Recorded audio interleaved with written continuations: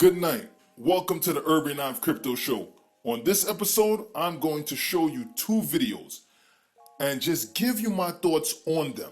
One video is with John McAfee, and the other is a clip from Cardano's conference talking about integrating with Bitcoin. Let's watch the first video. Why was Bitcoin eventually worth as much as it was originally? Because it was used as a fucking currency. Nobody will use Bitcoin anymore. It's old, clunky, slow, expensive, with zero privacy. Nobody uses it. It's a piece of shit that the world has not understood yet. So as you listen to this, I would think that you will believe what this guy is saying. I mean, he is one of, or was one of the guys that created his own company for virus protection on computer systems. It was said that he was a mad genius in many ways. I could tell you now, I believed it, and I mean everything he said, until I came across this video I'm going to show you. Now, if you invested in Cardano, you're very, very, very lucky. I will be honest, I'm not even sure why no one is really talking about this. This is very, very, very big of a deal when it comes to this crypto market. Let me show you this video. Let's take a look. So, we've been suffering from a bit of a dual purpose here in the whole world of crypto since the very, very beginning. In the very, very beginning, Bitcoin version 0.1.0, the very first version that came out, had two components to it. One was the creation of a token, which some of you may have heard of, called BTC. But the other part was the creation of the world's first DApp, the world's first decentralized application.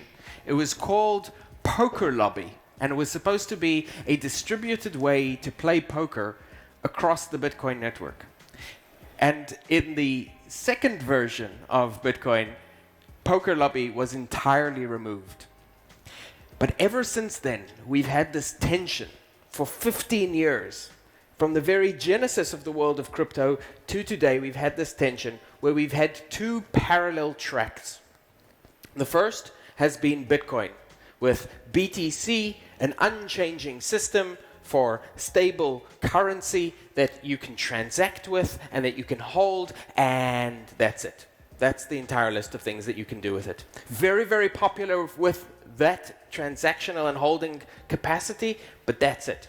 And then, on the other hand, we have the entire world of crypto innovation, a flourishing of chains and dApps and systems and technologies, which remains ultimately a small fraction of the entire crypto space and a small fraction of Bitcoin. And we have this tension where Bitcoin can be and is popular and can be used for holding value. And as a result, we've got $1.4 trillion effectively dormant or trapped in Bitcoin. And we have projects like Cardano building out tools that would allow you to do much more, to trade in a decentralized fashion, to lend in a decentralized fashion, and to build effectively an entire decentralized web architecture. We have functionality. So permaware and functionality, and those two, up until now, have not met. Cardano is a very special chain. It is by far the largest, most significant chain built as a UTXO system, like Bitcoin, and with a long-term view of the world, like Bitcoin. But it too cannot interact with Bitcoin. And so the big announcement that we have today is that that is changing. That we have a major change coming for the entire world of Bitcoin, the world of Cardano, the world of crypto, and the world of finance as a whole. Because for the first time, those two parallel lines, which were never to touch, are bending towards each other. We are now able, through Bitcoin OS, to verify on Bitcoin mainnet zero-knowledge proofs. And this gives Bitcoin brains and eyes. For the first time, we can build smart contracts on Bitcoin, and we can give Bitcoin the ability to see what is happening on other chains. And possibly the most important chain to do this with is Cardano.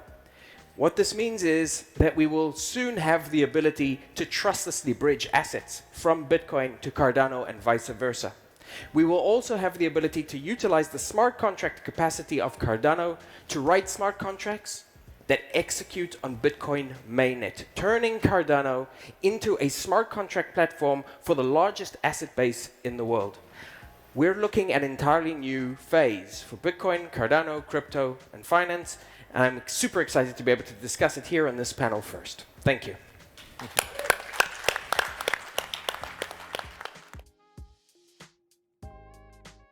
Before I really say anything, I have to say this.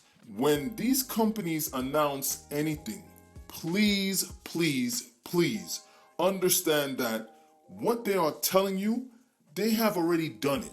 They're not going to make announcements about what the company is going to do if they didn't already do it already, right? These companies are not companies that are going to let you in on what they're doing before it's actually really done, because they have to do a lot of testing. They have to do a lot of trial runs and things like that. So they're not going to let you in on it. That's like, no, you're not that special for them to give you this information before they do it. So please understand, when you hear this information being released and announced, just know that it's already done. This is not something that they're gonna do. It's not gonna take 2 years for them to do it. It's not gonna take, no time to do it, because they already did it. And sometimes when they announce it, it was done already like 2 years ago. They're now telling you because they're now ready to release it. So with all that said, let me get to some of my thoughts. It's not much, but it's a little bit. What I would say is the first thing that I did not know about BTC is that there was more than one version of BTC. I didn't know that. And the version that came before the version that's being used now was 0.1.0. I did not know that. And when I heard that, I was like, oh, wow, okay. I didn't know that. And then I also didn't know that it had the world's first dApp on the blockchain, which dApp stands for Decentralized Application. That also was a oh wow moment for me. The fact that Cardano is going to write smart contracts for BTC is a real big moment in this industry. All of the money that is running across this blockchain belongs to companies like BlackRock, JP Morgan, Blackstone, Michael Saylor. I can't remember the name of his company at the moment, but his company, I believe the Rothschilds, is invested in Bitcoin. You have a ton of people invested in Bitcoin, and these are, super wealthy people, right, that's invested in this. And all of these investors have money wrapped up in Bitcoin, and that money is going to be touching the Cardano blockchain. Like, I don't know if y'all guys understand how big that is. That is a very big deal. I don't know why no one is talking about this at all. Cardano has just done something to make BTC a more valuable asset than it is. John McAfee was right about what he said when he was talking about it before, right? About it being worth nothing. It wasn't worth anything. It was not going to be something that was going to be used at all. However, Cardano has just changed the future for Bitcoin. Now Bitcoin, they're going to be able to write smart contracts through Cardano for the BTC blockchain, which is going to be huge because now you can execute more transactions, right? BTC could now be used for many other things than just a store of value. That is something really huge, and for me, the fact that Cardano's price is still where it is really mind-numbing and mind-blowing for me, because I would have thought that Cardano's price would have at least skyrocketed to about $500 per coin, with this type of news, but no one is talking about it, which is kind of weird to me. Someone somewhere is holding this information back. I would have thought that a lot of big investors, would have invested in the coin, but no one did. Doesn't seem like it, at least. They could be holding the price of the coin down. Maybe they did invest when they heard about this. It's possible, but this is a big deal.